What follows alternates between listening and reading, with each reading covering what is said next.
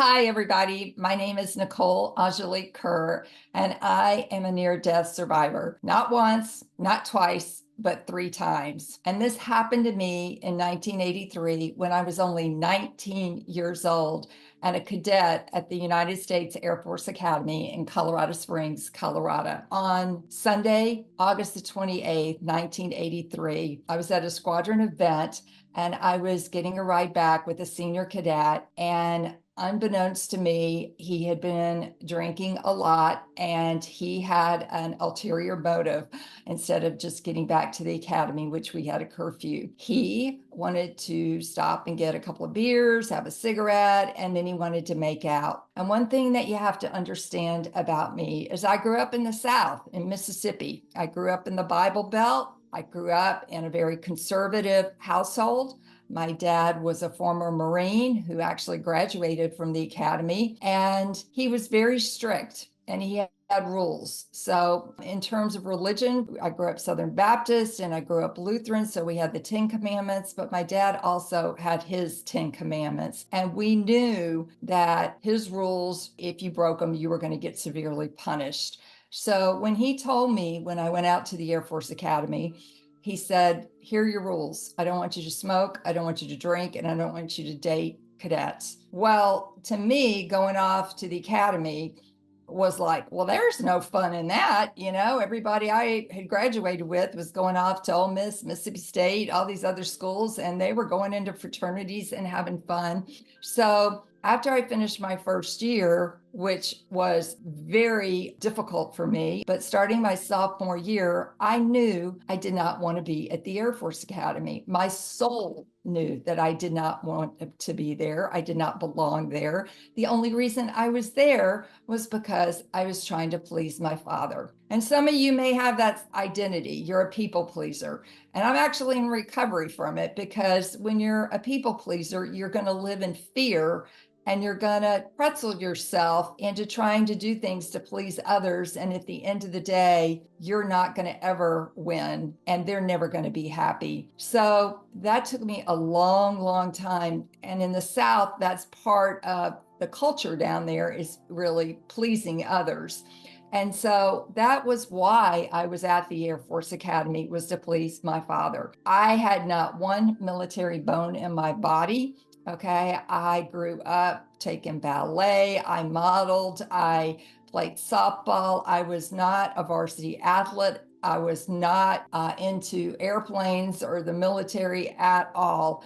And they had just started admitting women when I entered. I actually was in one of the beginning classes of women. And it was a very, very abusive environment. And when I went into boot camp, I was not prepared for it and wound up having to go to remedial training. I got through it by the grace of God and started my second year still knowing and still fearing that I was going to somehow fail out or flunk out. And I just wanted to quit. And I didn't have permission from my dad or my mother to quit. And I don't know about any of you out there, but I grew up in a family where failure is not an option. If you start something, you have to finish it. So I had that pressure on me, and the thought of quitting, I couldn't deal with the pain, the shame, the feeling of less than, not good enough, the disrespect, the dishonor of quitting. And I realize that now, that that's all part of that people pleasing and looking for the love and admiration, and thinking if I performed well and did what my father wanted me to do, then I would be accepted and loved and a star in his eye, I guess is what I would say. So that evening, as I was getting a ride back with this senior cadet who I really didn't even know, I didn't realize he had this other agenda. So I thought, for the first in my life, I'm going to have some fun. So I went and I had a beer. I smoked a cigarette for the first time. Now, this is at 19. Most of the people do this around 14, 15, 16, right? And then he wanted to stop and he wanted to make out. And I knew we had a curfew at the academy, and I was really concerned about that. And I told him no. So we got back on the road. We were in a 1965 Corvette convertible. It did not have seatbelts. And I thought, wow, I'm cool here in this convertible and, just having some fun finally in my life. And then he started wanting to make out. And I was just like, nah, I really don't want to go that far with you. I don't even know you. And so he got really angry with me. And when he pulled back on the road, he started speeding and he tried to put his thigh on my hand and I slapped it off of him and he got really mad at me and jerked the wheel and the back end of the car fishtailed and hit a huge boulder, flipped the car over. We were both ejected out of the car and I was pronounced dead at the scene. It was a horrific accident. Some bystanders heard the crash when it happened. They immediately called 911 and came out to check on us. The driver had minimal injuries and they could not get a pulse on me or any kind of vitals. So they went in and got a blanket and covered me up. And the rescue unit, EMT volunteer department got there first, and it took them about 10 to 13 minutes to get there. So I was clinically dead for between 10 to 13 minutes. When the EMT bus showed up, the first guy on the scene was EMT John Hartling, and he immediately took the blanket off of me, tried to get vitals, couldn't get anything, did what you call a sternal knuckle press, which is really designed to elicit pain in the body. And the only sign of life that he could get out of me, you guys, was the right pupil in my eye dilated. It flinched and dilated. That was it. Okay. Nothing else. And he immediately knew that I was still alive and he was scared to death that he was going to lose me. And I will tell you now, if you've heard of that saying, our eyes are the window to our soul. My soul had flown out when I crashed through the windshield and went up into the air. And I froze in that position. And I knew when I looked down that I was going to die. I just knew it. And I called out to God to please help me. And what happened was an angel came and took me up to the other side. And the reason I know this story, because I was totally unconscious, is because John came to my hospital room 10 weeks later to check on me, told me what he knew. And also, I have the medical records, I have the district attorney records. I went and interviewed all of the healthcare professionals 25 years later. So I have it all validated and documented about what happened at the scene and then during the following 2 NDEs after that happened in the hospital. So John did the sternal knuckle press, realized I was alive, got these, they're called masked pants, and they just put them on the bus. And it was first time for him to use it. And what they do is they push all the blood up to your heart. At that point, I had massive injuries. In fact, he will tell you that there was no blood at the scene. That's what shocked him the most. I was bleeding from the bone, which is a medical condition that is severe from shock. And I had cut off my left foot. I'd broken both sides of my pelvis. I'd severed my right wrist. I had a horrific road burn on the right side of my face from skidding along the pavement. And of course, was dead. I was gone. And so when my right eye flinched, my soul, which had been on the other side, came back, and it came back through my eye. That's why I say our eyes are the window to our soul. And at that moment, guess what happened? They got a blood pressure reading on me of 60/0. Now that's still life and death, okay? Because the normal blood pressure readings are between 120, 130/80. Okay, so I was still going in and out of death at that moment. They immediately transferred me to the ambulance, got me to the nearest community hospital, and they did CPR on me the entire 20 minutes it took to get to the hospital. Now, for any of you that know about CPR, that is a long time to do CPR on somebody. So once I got to the hospital, my trauma unit was kind of pieced together because they didn't have an official trauma department at this community hospital. And what they did that night was just try to stabilize me. The accident happened at 7:35 that night, and it took them the entire night in surgery to stabilize me. Then I proceeded to be in the hospital for 4 months, 7 weeks in ICU, and I was on an up and down roller coaster that entire time. I would start to get better and then I would sink. I would start to get better and then something else would happen. So 2 weeks after I was in the ICU, they had to do emergency surgery because I had cut a 4th degree tear, laceration, actually, 4th degree laceration between my anal and sphincter muscle. And so they had to perform a colostomy because of all the debris, the feces, the gravel, the sand, the grit, the fiberglass was all in me, and it was making me really toxic. And so that surgery, I started coding on the way to the operating room. So they got me in the operating room. They did not put me completely under. I could feel the surgeon cutting into me. I could hear faint voices, but they had my hands strapped down and I couldn't say anything. I couldn't move. And so I left my body. They were putting in a colostomy, which I had no idea what that was as a 19-year-old, but that's where they remove part of your bowel and put a bag over it so that you can go to the bathroom externally. And it allowed for that area between my anal and sphincter to start healing up. But at that point, I left the room and I went into cardiac arrest and they could not revive me.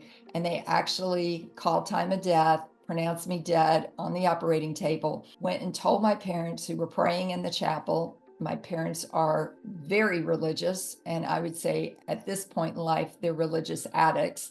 And the surgical nurse told my parents that they had lost me and they were really sorry and that they needed to start thinking about where the funeral preparations needed to look like. So my mother later told me my dad started to cry, first time she's ever seen him cry, and my mother wouldn't believe it. Then within 2 minutes, the surgical nurse runs back into the room and says, Mr. and Ms. Kerr, Nicole's heart started going again, and she's going to be moved in the recovery room shortly. Now, how do you explain that?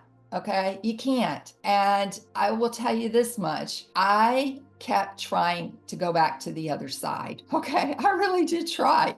And my angel, who I now know is James, kept telling me, you got to stay. Nicole, we got to keep bringing you back because you have an important mission. And we all have a purpose in life, okay? And I don't want to negate anybody else's purpose, but I got a specific message, mission that was directly given to me by Spirit. And this came to me 19 years later. So my wreck happened when I was 19. And then when I'm 38 years old and working at the Centers for Disease Control in Atlanta, okay, because I'd gotten on with my life from physically healing, but I had not gotten on with my life from a mental health perspective or a spiritual health perspective. And I was going to work. I stopped at Starbucks like I did every day, got my usual order. And you guys, all of a sudden, I remembered exactly how I was sitting in the Corvette when the accident happened. Now, I could not remember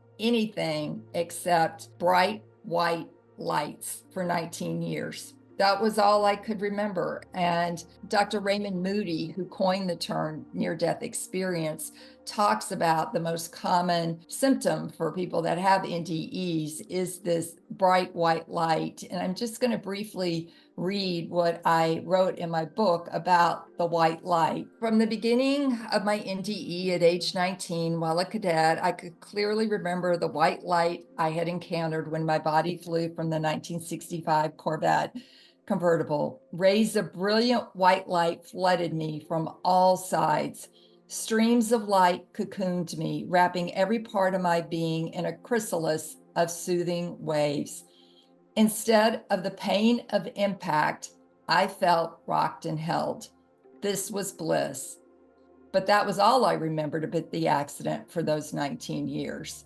And then, like I said, 19 years later, the repressed memories started revealing itself, the crash itself, and my time on the other side. And on the other side of death, I will tell you, when I left my body, God was all around me. God was in me. God was me, and I was God. God was presence and fullness and oneness. And most of all, God was love, and God is love. Pure, no strings attached, unconditional, open arms love. And in that state, I had not suddenly received forgiveness from a stern father for my mistakes. My mistakes just didn't exist. They never had. Nothing I had done on earth needed to be weighed or measured.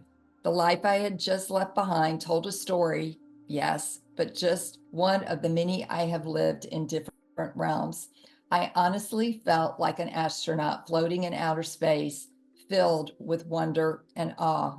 So remembering how I was sitting in the car was really important, because that told me how I cut my foot off and how I cut up all the inside of my legs and basically saved my spine and my brain. I did have a TBI, a traumatic brain injury, which I now deal with PTSD, actually complex PTSD, which unfortunately I am a 100% disabled veteran now through the system. Was not diagnosed with that until 3 years ago. I was given so many misdiagnoses, but that's a whole nother story.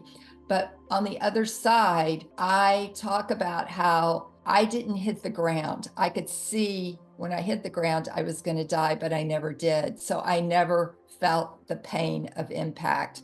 And that is a common element also with NDE survivors, is they don't feel the pain because their soul leaves them prior to them actually dying. And in case you don't know this, we're all energy, and we all have energy bodies. And upon death, your energy body cracks open from the top down and your soul leaves you. And as my soul was leaving me, an angel came down. And in the book that I wrote called You Are Deathless, I described it as Casper the Friendly Ghost, kind of translucent. It had male qualities, younger, in its 30s. And I couldn't get any more clarity for 39 years than that. And then as soon as I published my book, wouldn't you know it, I started smelling cigar smoke. And I was like, where is that coming from? Because nobody in my household smokes. I heard a voice and it said, Nicole, this is your grandfather on your paternal side. It's your grandfather, James. And I'm going, uh-oh, what do you want? And he said, I'm here to tell you that I'm your angel. And I was like, what? And he said, Casper the Friendly Ghost is really me. He said, I saw all the pain and the abuse that you were going through at the Air Force Academy. I knew you didn't want to be there.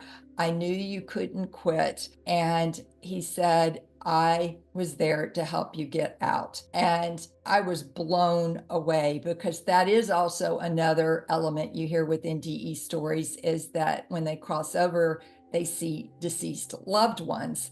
And I couldn't say that I had, because I just saw Casper.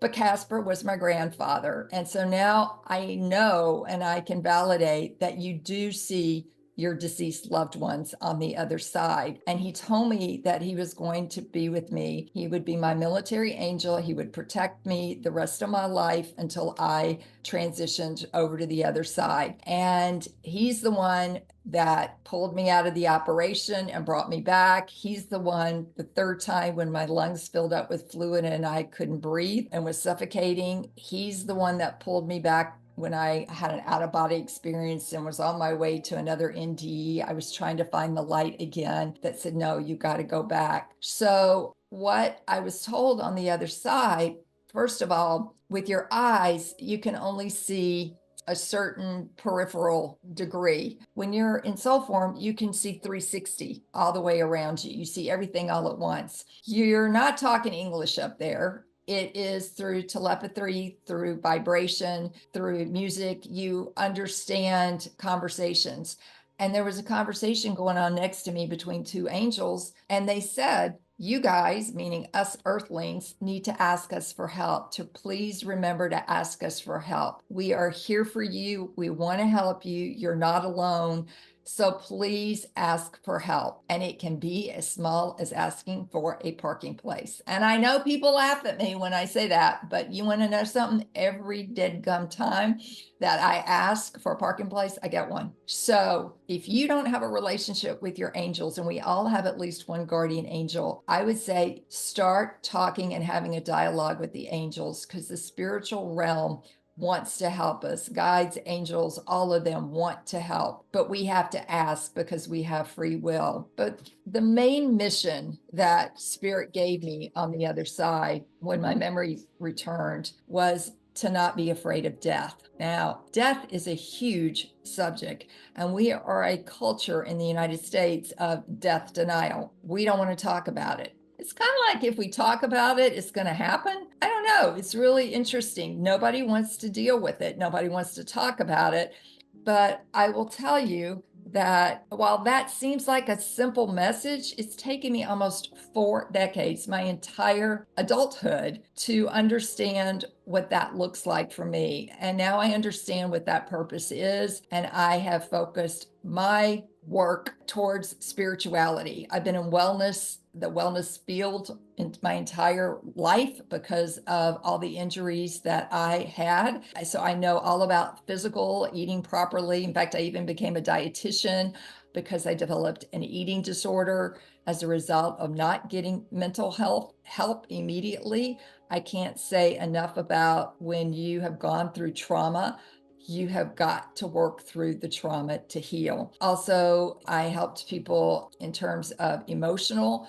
I went into neuroemotional technique to help myself and wound up realizing, oh my goodness, this is one of the reasons people sabotage themselves with food, especially is they'll go and they'll compensate with their Ben and Jerry's or their comfort foods when they hit a stressor and they can't resolve it. And that's all in our unconscious belief systems. And we really start needing in our wellness communities and in the healthcare profession to start dealing with these suppressed, repressed belief systems that no longer serve us, that we're still acting out, that wind up sabotaging what it is we really, really want. I will tell you, in almost every book written, and it took me 13 years to write my book, let me tell you, because it was not easy, but it did help in my healing process. Death itself is cloaked in this veil of like doom and gloom, and it has this cloud of depression and negativity throughout our culture and our society. But my own experience and hundreds of thousands of others who have had near-death experiences is 100% different. Death is absolute beauty, light, loving kindness, this peace that passes all understanding. That's what's on the other side. God is love. There is no fear. There is no pain. You are not alone. You know, being raised in the Bible Belt, I feared God just like I feared my father. And then I went to the academy and I feared the upperclassmen. Okay, so my whole life I've been running on fear, which is exhausting. And the thing about fear is it keeps you from having clarity. And fear's coming from your amygdala, your part of your brain that's in fight, flight, or fear. And that is running your system consistently. You're not going to make the best decisions for yourself. So it's really important to start using your executive reasoning part of your brain, the prefrontal cortex, which is your parasympathetic state. And in order to do that, you may need to get help from others that can help you start identifying and shifting when you get stressed and triggered, because living in that stress state is only going to cause dis-ease in your body, and it's going to sabotage you from being the being that you were created to be in this lifetime. I guess one of the things I would like to say is we're human and we're spiritual. So you have to balance those two. I want people to understand that from the human perspective, when you pass, there is still suffering, there's pain, there's loss, there's grief, and we must carefully and compassionately hold and heal that with others. But I want us to start changing the narrative around death and look at the bigger cultural context, which is benevolence and extraordinary, knowing that that true context enables us to live a happier life. Because when we fear death, we're not going to truly live. And we need to start preparing for our own graceful passing and to support others as they approach their own transition. You know, guys, we never know when our last day on earth is going to be. None of us do. And if we actually lived with that awareness, we would be more present, we would be more humble, we would be kinder, we would be more loving, and we would live in a deeper way. And I think that's important to stay in the present and to be mindful, not to be obsessive about it, but to know that you're not guaranteed tomorrow. And when you meet people, that it may be the last time that you see them. So how do you want to leave that conversation, you know? And it really does help reframe things. And I want to talk right now about the 10 most common lessons from NDEs. And this is really important because if you can learn these lessons now while you're still here on Earth, your transition is going to be a lot smoother and easier, and your life review is going to be a lot shorter and easier as well. And this comes from the International Association of Near-Death Studies. I was at CDC. I was a scientist, so science is important to me to help back things up. But I also recognize the spiritual nature of the supernatural and the mystical and the mysterious, and know that that exists as well. And so to have this evidence help support my messages too. And the first one is we do not die, hence the title of my book, We Are Deathless. Okay, what does die is the physical body. Yes, it is going to decay and die, but our soul lives on. And in fact, our soul has many lives.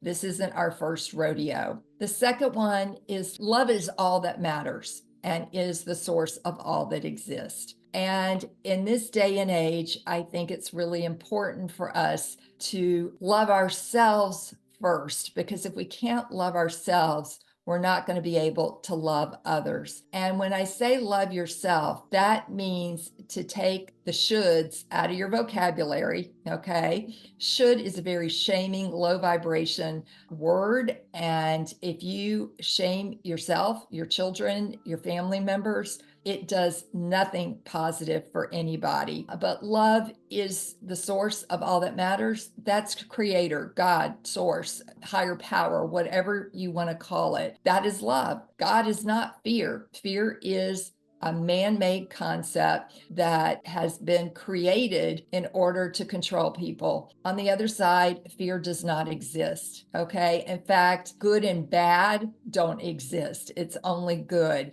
Good and bad are earth terms that were created for us in order to help evaluate ourselves and others. So if it's all good on the other side, there's not going to be a bad or judgment. 3, everyone and everything is connected. I said earlier, we're all energy. And we are. And think about this, how we're all connected to Mother Earth. We're all connected to sentient beings, and we're all as humans connected to one another. You know, when I was in the military, one of the things they taught us was we all bleed red, okay? It doesn't matter the person's race. It doesn't matter their sexual orientation. Nothing matters when someone is lying there bleeding out or has a horrific injury. You're just there trying to save the person, okay?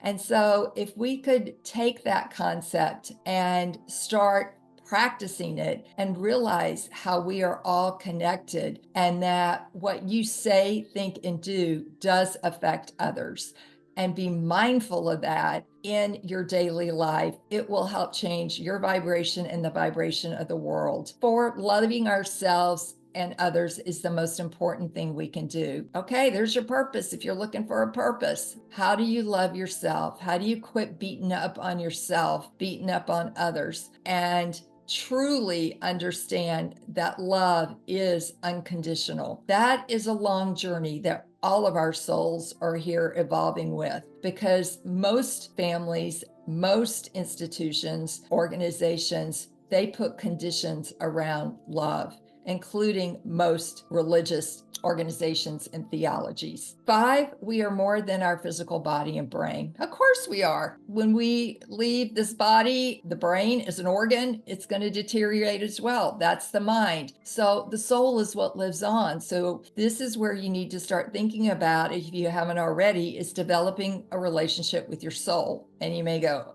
oh my gosh, I don't even know what my soul is. I know when I was 19, I didn't have any concept of that. And one good exercise that I take from Lee Harris is, if you journal, just write at the top of the piece of paper, what does my soul want me to tell me today? What does it want me to know today? And you may not get anything the first day or the second day, but keep at it, okay? And it'll eventually start the relationship between you and your soul. 5, we are never alone. Now, during COVID, this was really hard for people to, especially to watch their loved ones dying in nursing homes and hospitals, and they weren't allowed to be there. But we have to remember there's a whole spiritual cadre, I mean, thousands upon thousands of angels and deceased loved ones and ascended masters and guides and all these people on the other side that are always with us. And I will tell you, every single one of us has an angel, okay? We all have a guardian angel. So get to know and start the relationship with your guardian angel. 7, we're not judged. Now that may come as a surprise to a lot of you, but there's no judgment on the other side. That's all, once again, man-made to keep you in fear, keep you in your place, make you feel less than, not good enough. 8, our true selves are perfect and we are loved more than we can fathom. That's who our soul, our essence really is. 9, we will see loved ones and others when we return when we return home. Okay, you will see your deceased loved ones on the other side. And you will also see your pets, which is great to know, because for a lot of us, our pets are some of the only ways that we have received unconditional love. So they are going to be there greeting you and barking and just so glad to reunite with you. And then the last one is, you will have a life review. Okay, and that's not a judgment, it's a life review. We learn how everything that we said, did, and thought during our physical life on this planet impacted ourselves, others, and the world. That is why it is really important that you be present, you be mindful about your choices in what you say to others, and that you be aware of behaviors. That's the first key to changing, is the awareness, and to becoming more loving, kind, and just your true essence that you forgot, the spiritual amnesia we got when we were born, about that we're perfect. You know, there was nothing ever wrong with us. We just got conditioned that way. So those are the 10 common lessons that I really want you to think about and start putting into practice now, so that you don't have to die like I did in order to learn them. And I will tell you, your soul's journey is ongoing. No one ever gets there, okay? And so we're always being presented with new opportunities. And I guess the last thing I would like to say is, today I have left my occupation and I am now in my vocation in life, and I'm an internality advocate. And that may sound like a new word to you, but it's actually in the dictionary, and William Faulkner even used it. Quality of state of being eternal, having no end, endlessness, everlasting. And I will end with this saying that always know that you are an eternal spark of God. God is not outside of you. God is within you. And your soul is radiant and everlasting. And the 2 themes on the other side are love and oneness. Thank you. Okay, well, my name is Nuestro Nanamoli, and I'm going to be sharing an experience, a near-death experience, sharing a story, and my intention in sharing it with you is to maybe bring a little more peace into your life. From my experience, I gained a greater sense of peace, and I ended up sewing a tapestry that I've never sewn before. So this is the story. I was at a lake party, and there was a water slide. I don't normally go to lake parties. I was a zipline tour guide at the time. This was 2020 during COVID, and I'd been spending the majority of my time up in trees, kind of away from all of the happenings in the world. And I was invited to the lake. It was a gathering of whitewater rafting guides and waterfall rappel guides and zipline tour guides. And I had just broken up with my fiance. So I was feeling a lot of heartbreak, and I was with a lot of people at the lake, but because my heart was really hurting, or I was really feeling a lot of pain and missing her, it had only been 3 months since we broke up, I decided to swim out to the middle of the lake and just float on my back, put my ears below the surface of the water, and just be. And I had been practicing meditation for many years, maybe 7 years at that time. Vipassana meditation, but then other techniques with other monks at monasteries. And there was a moment when I was in the water where I entered into a really peaceful space. It was a really deep meditation. It was just really nice. The tension I had from that relationship was just released. And in that moment, I saw or understood how nice it is just to be present, and how no matter what is going on in the world or in my life, I can just be with the water, be with the trees, just be with myself. And in that moment, if I'm centered on just where I am, the thoughts of the past go away, the worries of the future go away. And in that moment, it was so nice. I had the small desire or small prayer or small wish. May I spread this with other people? And I now see that desire was like a tiny seed, and it's grown a massive tapestry, which I am continuing to sow. Even last night I was sewing, this morning I was sewing, and I'm speaking here to you, but I'm not generally doing this. I'm generally sewing. I've done maybe 2 of these interviews, but that's a total of maybe 2 hours. I've been sewing for 4 years, 10 hours a day, many days, for about 12,000 hours. So I finished my little meditation in the water, and I decided to join everybody else and be social, which I prefer to be in solitude. So I swim to this dock. There's this rickety old plastic blue water slide. People are going down it. I think, okay, I should join the festivities. I climb up the aluminum stairs. I get to the top of the slide, and I go down head first. And it was blissful. It was really enjoyable. And I came off the end going very fast. I kind of flew over the water, and then I dove into the water and swept my arms back to go deep. And it was a hot summer day, so the water felt really enjoyable. And there was only a split second of that enjoyable feeling, and then I struck the bottom. And what I didn't know was the water was 2 feet deep. And my neck and spine, my head was pushed into my spine and pushed to the side. In that moment, I didn't know I had broken my neck. I did break my neck, but I thought I had been struck by lightning. It was such an intense pain. It radiated out throughout my whole body. And a couple of different things happened in that moment. I felt my head buried in the rocks and the sand of the lake bed. And I had this glimmer of feeling like I was a seed, like I was just planted. Then I shuddered backwards and was like, my whole body was shaking in pain under the water. I couldn't breathe. And I heard a voice within me that said, slow down. And then I knew something was really wrong. And I stood up out of the water. And when I stood up, I saw that the water only came up to my knees. And around me in the air, there were these orbs of light. And, normally we hit our head and we see stars. These stars expanded to maybe the size of basketballs. And it seemed as though they each had a personality, and they had each turned toward me, kind of to see if I needed help. Or kind of reflecting on it now, I think maybe they knew I was close to death, so they were getting ready for that transition. So I stumble out of the water, I make it to the beach. I'm kind of asking for help, but I couldn't really speak much. Something had happened to my vocal cords. I couldn't feel my fingertips. The whole world felt sideways. Friends helped me over to a bench and laid me down. And because of my military training, I knew I was going into shock. So I asked them to elevate my feet so that I could have more blood in my head. But then the voice within me said, you have to go now. And it was very commanding. And I knew in that moment I didn't have much time before I died, or whatever was happening in my body was so intense, I needed to go to the hospital. So I told people I needed to go to a hospital, but I couldn't really speak. Nobody was really listening. So I just took myself and pushed myself up off the bench. Or that was my intention.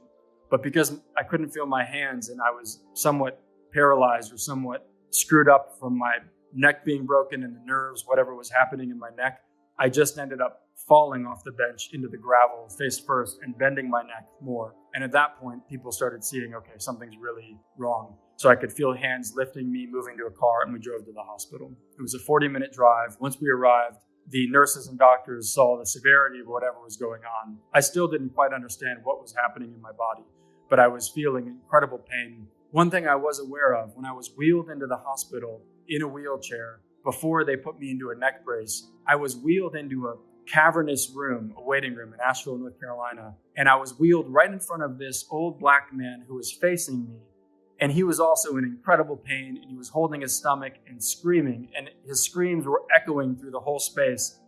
And in that moment, I was so aware that we were drawn together because of our vibration of intense pain. There was some camaraderie, and even though I couldn't scream my pain, I really felt like we were brothers. And I was again aware of how like attracts like. And I knew in that moment, wow, we're the people suffering the most pain in this moment. And look how we're like magnets coming together. Once my friends told the full story to the nurses, they realized my neck was the issue. They put me on a spine board. They put a neck brace around me. They took me into scans and began checking to see what was wrong. And the next person who spoke to me was a surgeon. And he came over, he said, I'm the neck surgeon or the spine surgeon, and you're very lucky. We looked at your spine and you totally broke your neck. And because you were driving and moving, all of the pieces of your bones have migrated around, and somehow they haven't sliced through your spinal cord, but you're centimeters away from being paralyzed. And we have to have surgery done immediately. But because it's such a complicated surgery, we have to go through the front of your neck and the back of your neck and put on all these screws and take out all this bone. We have to assemble a team. So that will be done tomorrow. So they take me into a hospital room and they offered me morphine. But I knew from all of my meditation training that the moment of death is very important, and it's important to be very aware. So I declined the morphine and I just laid there observing the pain. And I tried my best just to be aware of it, not as pain, but just as change, because it was a massive amount of change, electrical change, chemical change, the pain radiating up and down my body. And I tried to be just aware of it. And I explained it kind of like riding a wave as a surfer. There was a point where I was able to just ride the pain and just be in awe of how intense it was, kind of like I had taken really spicy food into my mouth, and just be aware of the flavor of the pain as opposed to hating it and wanting it to go away. I just kind of accepted, maybe I'm going to die soon, but let me just be aware of this new sensation, which was totally new. To describe the pain of a broken neck, everything below your body is on fire. Normally you're paralyzed, but somehow I could still feel, and it was very intense. I did that for a couple hours until I couldn't take it anymore. I was sweating and the bed was soaked, and I said, okay, I'll take morphine. So the nurses come in, they give me morphine, and then they started dimming the lights very slowly, and I started being pulled into a tunnel. First thought was, wow, they're being really kind, but they can just turn the lights off. They don't have to do it that slow. But then as I started to notice the room shrinking in front of me, I started to realize I'm dying, and I'm being pulled into this tunnel. And even though I'd never experienced this before, I think there's some human knowing or some old memory that we all have, that's kind of how you leave. You leave through a tunnel or something like that. And then I could see the nurses running back into the room, and I could hear still with my ears my own heart flatline. And when they ran in, something in the energy of them running in or of me seeing them brought me back to my body. So I kind of slipped back down the tunnel into my body. They started checking on me. I could hear my heart beating again. And that was the first moment of starting to disconnect. The next day, I was being prepared for surgery, and I had a strong feeling to ask where my physical body was going. And the words came out of my mouth very soft because it was difficult to speak, but I could feel that the questioning wasn't coming from me. It was coming from somebody else or somewhere else, and that was important to know where I would be. So they said, you're going to go, up to this floor, you're going to go over to that room, then we're going to come back here, take this elevator. And once I knew exactly where I was going, I felt very much at peace, and I immediately began to observe my breathing. And I did this because I knew I might die. They told me, you may not wake up from surgery. You may die. And you have to know that. I guess it's a legal thing. They even had me sign a paper, which was quite difficult. My right hand wasn't working, so I had to use my left hand and kind of scratch something on the paper. And after I knew all of that was done, I was at peace, and I just began observing the breath coming into my nostrils, going out. And I did this so that I wouldn't have any thought of the future moment and any thought of what I was leaving behind if I were to die. And the more I was just aware of the feeling of the breath, the more the future and the past were released until I was very centered. And I think this helped in the experience of what was to come. The next memory I have is not going somewhere, but it was at the end of some long conversation. I was standing in front of a doorway, like an arched doorway. It was maybe 15 feet tall, but you have to understand that I was out of my body. So space and time and size doesn't really matter. But to me, it was just bigger. It was very tall. And I'm looking at the tapestry. The tapestry now is, I think, 10 feet tall. So it was a little higher than that. And within the doorway were 6 luminous beings of light. And on the edges of them were a white light that kind of radiated out into blue. And the blue faded all the way into the deepest darkness. And then there were kind of stars scattered about, and we were just floating in space. In the center of them, and it looked like they were wearing robes or they were kind of hooded, but it was incredibly peaceful. And in the center of their faces, it was dark. Now, I've shared this only twice before in interviews, and some people will say, oh, had dark faces, they were demons. They were the most peaceful beings I've ever been in front of. And I've been asking them as I'm sewing, can you please give me some information that I can share about why I saw that, so that people will feel peaceful and nobody will be misled into thinking they were not peaceful and they were not benevolent and loving. The answer was they were coming from before light and before dark. Wherever this source of communication was coming from, it's before the separation. So we're living in a world now where we're very aware of good and bad. We're very aware of light and dark. It's very easy to see that difference, but it all comes from the same place, and it all comes back to the same place. There's something that exists that is even before light. It's where the light comes from. The faces of these people was so pure and so unified, and I could feel we're all a part of it, and we're all interwoven and connected.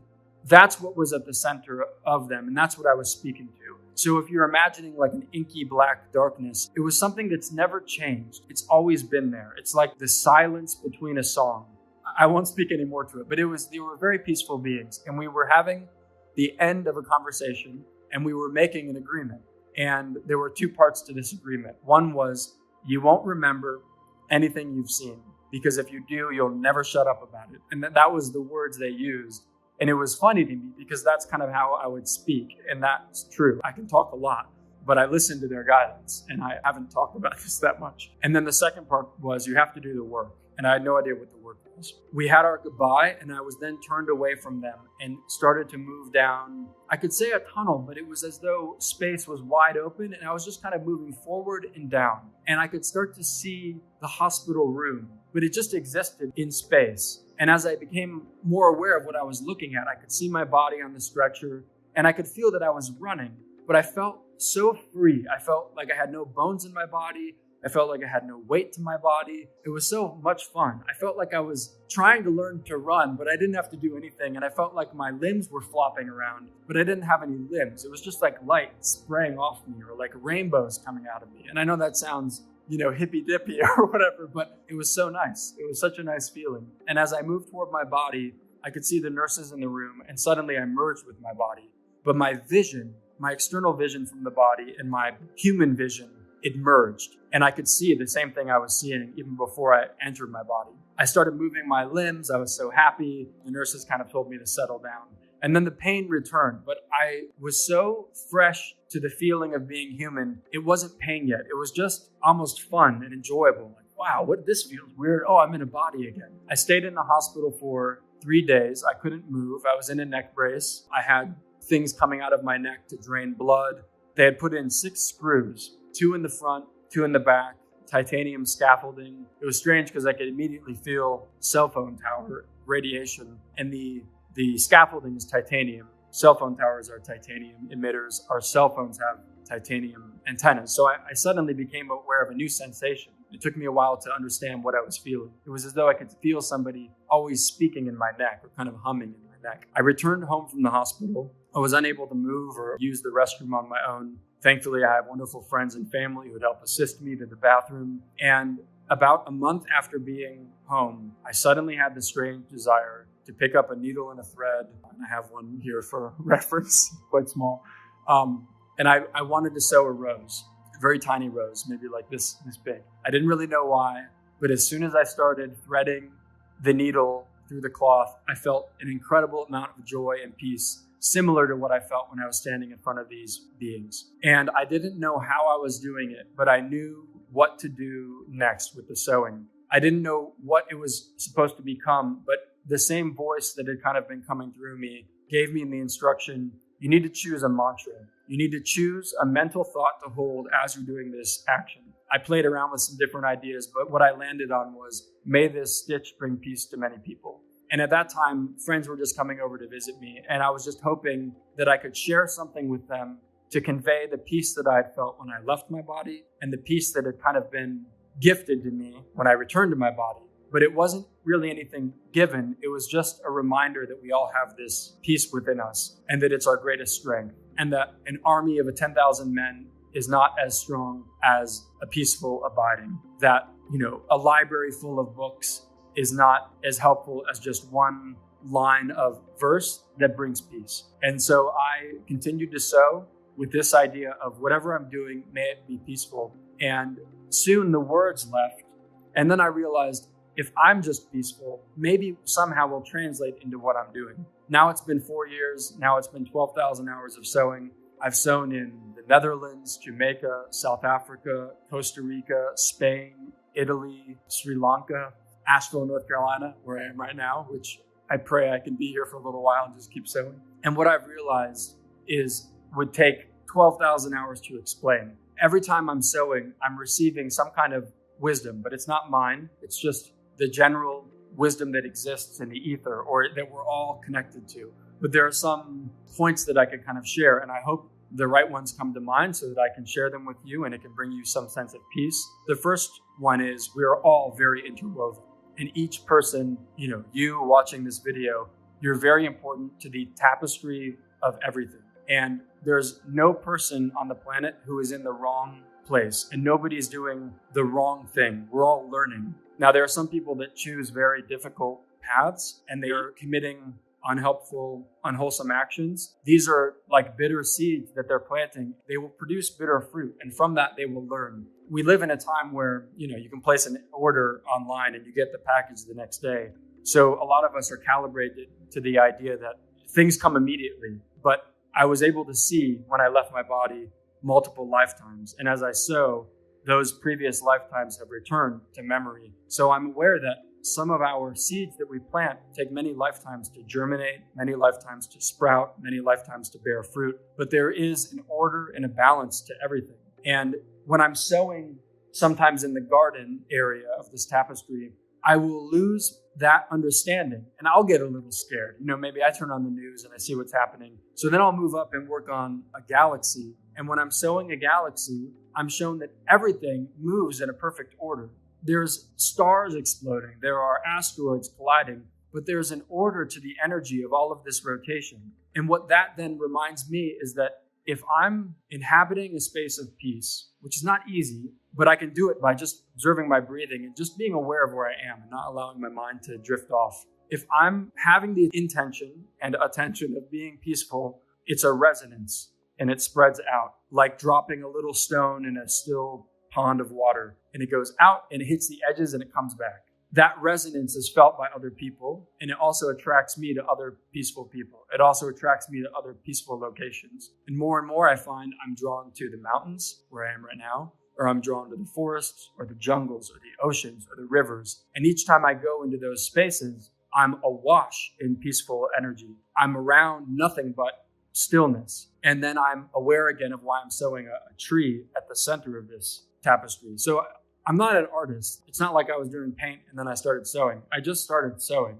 I have no idea really what I'm doing. I just trust now that something's helping me. But the centerpiece is a tree. I've realized I could have sewn a face or a person, a peaceful person. But whenever we see artwork of an individual, we judge it because we've experienced people. And we know people can lie, people can be mean, people can hurt you. So we have some interpretation of any person we see, any face. But a tree, nobody judges a tree. Trees are very kind. And they grow wherever they're planted, and they just adjust to the surroundings. And if you cut them down, so be it. They're not going to scream. But the longer we allow a tree to grow, the more it gives to us. The more it gives us shade. The older it becomes, the more beautiful it becomes. And it always fashions and models itself to be the most beautiful tree in that area. And so I try to be, as much as I can, like a tree. I sit down, I have a needle and thread, and I just sew in meditation. I take long pauses just to observe my breathing and just to feel what I'm feeling in my body. And I realize that there's incredible strength in that. If I'm not speaking, I'm not harming anybody verbally. If I'm just sitting, I'm not harming anybody physically. And if I'm not focused on anything other than my breath, then I'm not harming anybody, even in thought. I'm not having any resentful thoughts, any thoughts of anger, or any thoughts of worry, all of which cause cancer. And that came through when I was sewing. The beings kind of, I could say channeled it to me, but that sounds too woo-woo. But it was very clear. Tensions that we hold in our body get held somewhere in the physical form. Our minds are so super drived right now with our cell phones, and we're so visually attuned, we forget to feel our body. So as I sew, if I feel any tension in my body, I focus on that. I send it love and peace, and I just keep sewing. And this is kind of what's come out.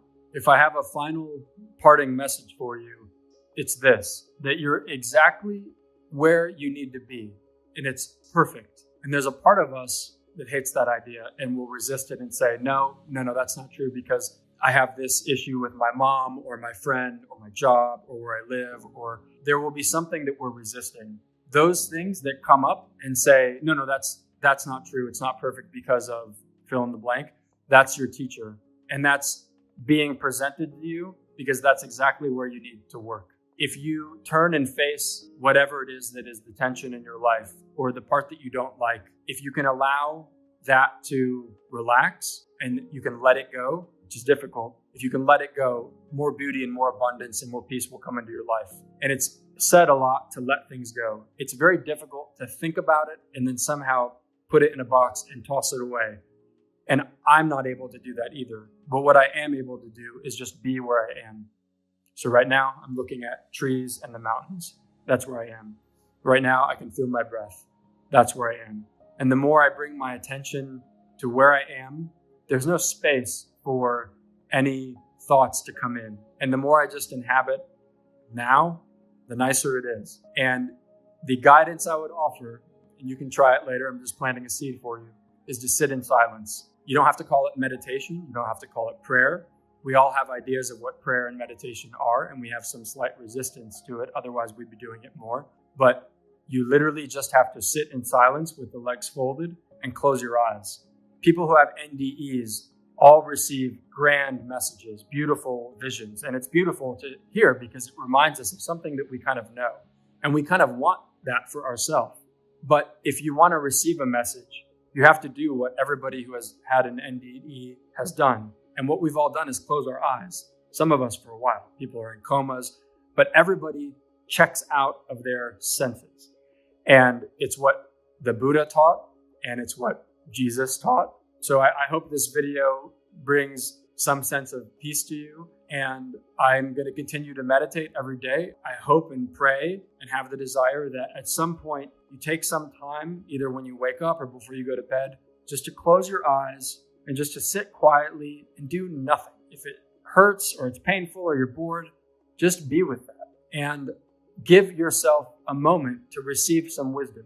Give yourself a moment to receive some visions. If you want a sign from God, maybe be quiet and let him say something. And I wish you the best on your path. I think we're all here to learn, and we're all on our own individual spiritual paths. But I think the best thing about a path is that around every turn, you find a new friend, and they can say, oh yeah, this is the next turn. You take that road. That's a good one. So I'm the friend on the path just for today, and I'm saying, hey, a good path is just to sit down and be quiet. Close your eyes. All right. Well, blessings to anybody who's seeing this. I hope this is helpful.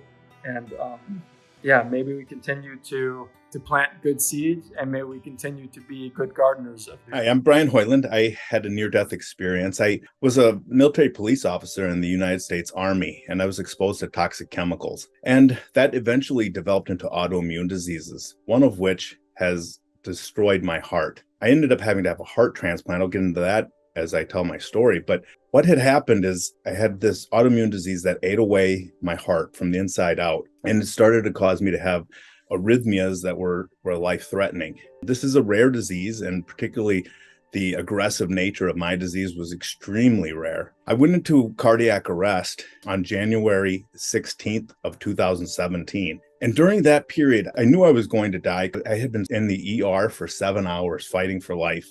They finally got me up to the ICU bed, and they were going to intubate me and get all the ICU protocol taken care of. And I went into another really bad arrhythmia run.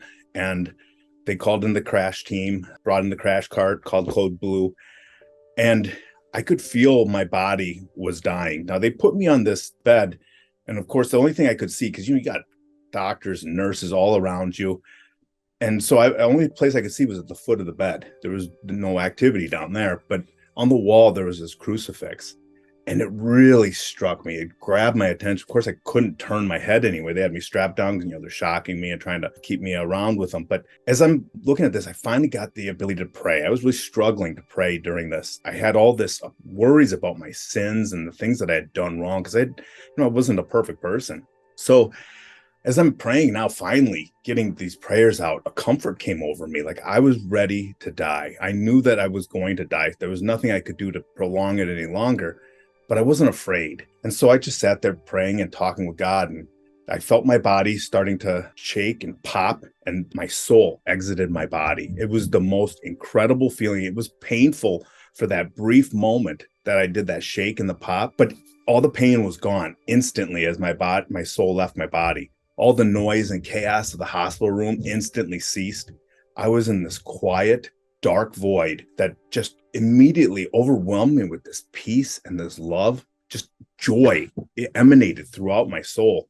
But I was looking into this dark void, kind of like in a tunnel, if you will, that I was standing in, but looking off into what you would think would be like outer space. I didn't see stars or planets or any kind of luminous beings, but it was a huge dark void. It was kind of hijacking the feelings of peace and love that I was experiencing, because it was almost trying to compel me to go into the dark void. But I could tell that the love and the peace wasn't coming from there. And so I sat there and I said, well, this can't be it. But it wasn't a thought like we have in human life, where it's just one simple thought, or maybe, a sort of a complex compound thought. This was an exact thought that went through so many layers of thinking. And it was not just about that this can't be it, but that I really didn't want anything without God. I didn't want to have this wonderful feeling of joy and peace and love just staring into a blank, dark void. Nor did I feel that I wanted to go into that void. So I looked at that, and as soon as I had said that, I realized I was looking at this dark void, and I was seeing depth. I was seeing into it. I could see far into it. So I knew that there was light. And I realized at this moment that I could see in 360 degrees. Now, I didn't realize that I could see it at the time, but I was seeing it all the time, that there was this light behind me. And so immediately when I saw the light, I wanted to see that light. So I turned, and I made an active physical motion to turn, which I didn't need to, because I could still see the dark void behind me. So I never lost sight of anything. I could see, like I said, in 360 degrees. But as I'm looking at this light now, I'm seeing how beautiful and resplendent it is. It was marvelous. This light was so pure, and it was only emanating love, as if it was love itself. And I could feel it just pulsating into me. It was palpable. This love was so real that it was beyond any kind of physical touch or emotion that we can contact with in life. So it overwhelmed me. It was flooding into me. And as soon as I was seeing it, I said, I want to be with that light. And I was immediately there. I mean, there was no G-force. There was no wind or kind of propulsion that made me feel like I moved as fast as I did. But I was quick. I was there just like that. It was incredible. So just saying that, having that thought of wanting to be there, and I was there. Yet what was interesting was I could remember every step that I took along the way. And so it gave me this idea that there really was no concept of time, because I was there as quickly as you could basically get the thought out. And yet I took all those steps in order to get there. It was incredible. And this was a long distance. And I remember I told you I could see 360 degrees. Well, I could see endlessly too. So I could see a distance that was so far beyond comprehension. Now I'm standing before this light, and it was so beautiful, so powerful though. Imagine you're feeling this pulsating feeling from the light. That's how powerful this light was. And so I was really taken aback by how powerful it was, and it wasn't hurting my eyes. And I was looking in both directions, both left and right. And I looked up and down. I couldn't see the end of it. I couldn't find the end of it. My vision, I was able to grow my vision, kind of like if you're following your vision, because it's going so fast. It was like my vision itself was seeing things as it was continually going further and away from me. And yet I could see everything that it had already saw in that process. While I was also looking at what I'm looking at forward and the other direction, up and down. So, I mean, you had no limits to the ability of our vision. And that was so impressive. It was fun to play with. But as I'm looking at this light, and I had said, I can't believe this light doesn't hurt my eyes.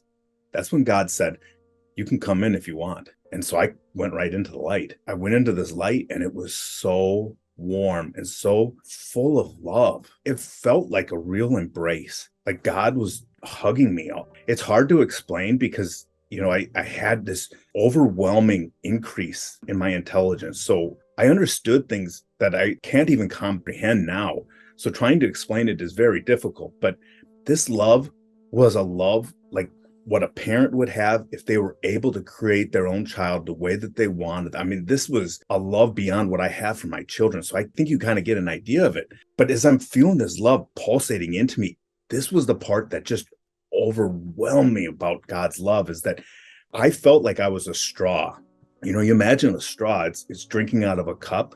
You got the liquid in the cup. This cup would be endless. There's no end to his love. So as I'm drinking in through a straw, the liquid comes up through the straw, goes into my mouth. The straw is never empty, though. The whole time I'm drinking, it stays completely full. That's what his love was like. It was like I'm that straw, and I was just being overwhelmed, just inundated with his love, filled completely. And it was constantly new, constantly fresh, coming up through that cup. And the beautiful thing is that I felt like for eternity, I would feel that love new and fresh because he is endless. I could feel that I'm so small and he's so large. It was overwhelming to see that difference and to feel that his love was coming into me like that. I knew for all of eternity, that is what we're going to do. We're going to drink in his love, and it's going to be fresh and new. It's not going to be boring.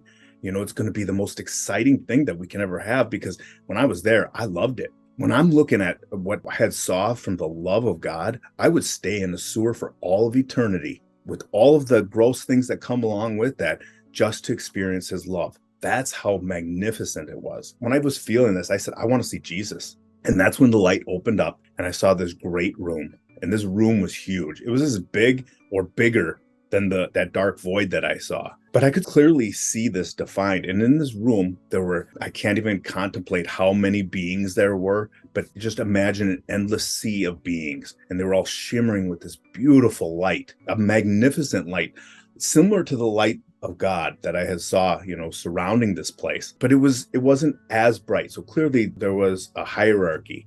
But there was this one being. It was so bright, so resplendent, more complete and beautiful than any of the others. It was clear to me that this was Jesus. Although I didn't see his face at this point, it was as if my soul was attracted to him. There was no doubt that this being was so in love with me, and the origin of my soul came from this being. I could feel that connection. So I looked at him and I said, Jesus, I want to see your face.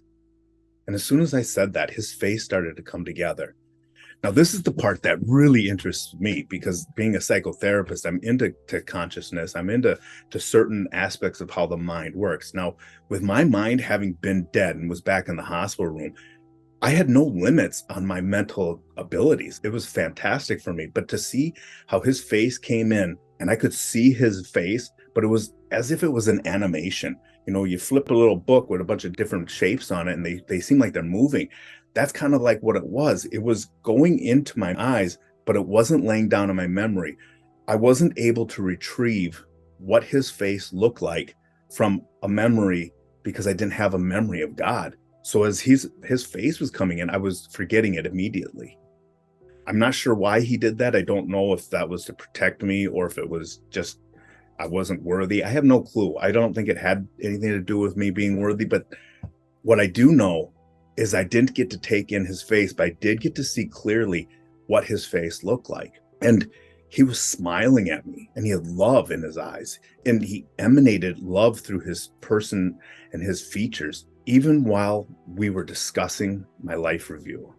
I mean, I went through a lot of things in my life. I was not a perfect man. I did things that I'm ashamed of, but those things, while I was ashamed in life, I was sorry for them. And those were not as seriously held against me as some of the others that I really validated. And I came up with excuses for why I did things. And those hurt Jesus. Those were the things that all the sins had applied to him and his passion, but the ones that I really held on to, the things that I did wrong, particularly towards other people, and that I justified because I thought I deserved better, those were the things that hurt him the most. So as we're doing all this now, I'd like to point out that time in heaven wasn't a continuum. It wasn't, like the succession of story like I'm telling right now. It was more like a pin dot, and in a pin dot, you have everything that has ever happened throughout all of history. And it's all happening right at the same time, never ends, always the same. It's crazy. It's beyond our understanding because we live in a continuum. We live in a time frame. We grow old and we have that kind of life experience, but it's not like that in heaven. So while I was doing all of this in heaven, we were all doing it at once. So if that makes sense to you, try to stay with me. It's hard to explain. Hopefully I'm doing well enough.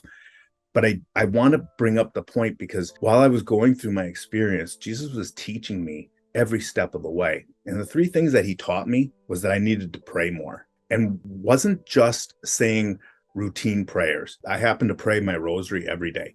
I love it. It's a great prayer, but that's not the only thing that I need to pray. It's also doing good deeds for others. It's work. There's things that I can do for somebody. I can smile at somebody who maybe, I don't have anything else to offer them, but it looks like they need a smile. That's not a hard thing to do. So there's a lot of ways that I can live a life of prayer, but it's always living knowing that I'm trying to do what's best towards God. If I put him in the proper order, put everything that I do towards him, my life becomes a prayer. So that's what he was trying to instruct me on, how to live my life that way. The other thing that he told me was to suffer joyfully. I have serious autoimmune disease. I ended up having to have a heart transplant. And with that heart transplant, when they took my heart out, the doctors said there's no way I should have been operating. It should not have been functioning at all. This is an extremely devastating disease that I have. So I ended up having to suffer for many more years. And I knew that was coming. I knew it was going to be hard. But what Jesus showed me was that, here he is as God, and he came down from heaven for us. He didn't have to suffer, but if he went onto the cross and died for us, why should I expect anything different? And it wasn't that he said that I would need to have to suffer, that was always something going to be in place, but life is hard. And sometimes there are difficulties in life. And he was showing me how me handling it in a proper way reflects generosity and love to the rest of the world. Me holding on to that pain and that suffering and becoming bitter and agitated becomes a curse to the rest of the world.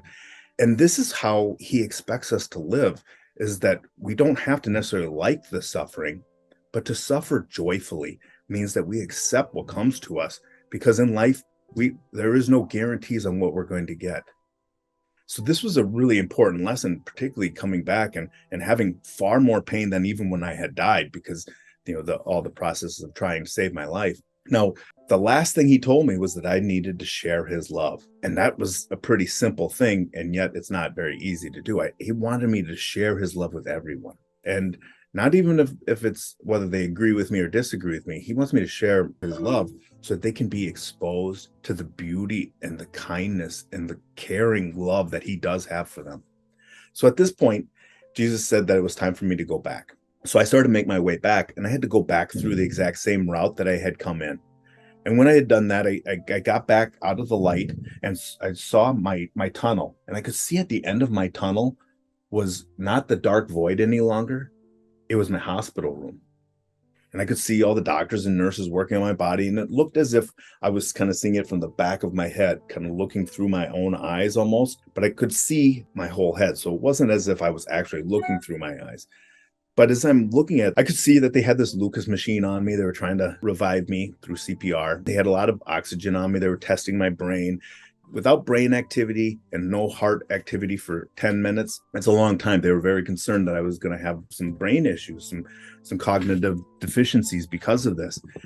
Luckily, I've experienced none of that. But when I came back into my body, I snapped back into place and spontaneously revived, is how the doctors described this. But I popped up as much as I could. Being strapped down, it's fairly difficult, but I popped up as much as I could. And I yelled to the doctor, whatever oxygen I had in my lungs through the mask. I said, did I just die? And this was really a weird question for me because I never believed in NDEs, but having been a psychotherapist, I'm looking at this and I'm saying, I know I just died. I experienced death, but I didn't lose consciousness. This is the part I wanted to make sure that it wasn't an out-of-body experience, that they actually had me medically dead. And the doctor had to come forward again because it was too quiet to hear me, came down real close and he said, yes, you died, when I said it the second time.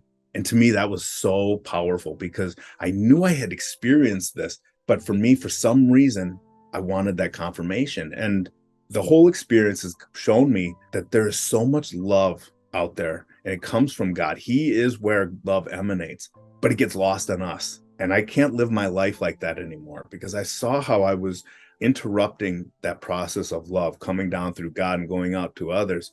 I wasn't that open straw like I was in my experience. I didn't have the resistance and I didn't have all these distractions that come with life.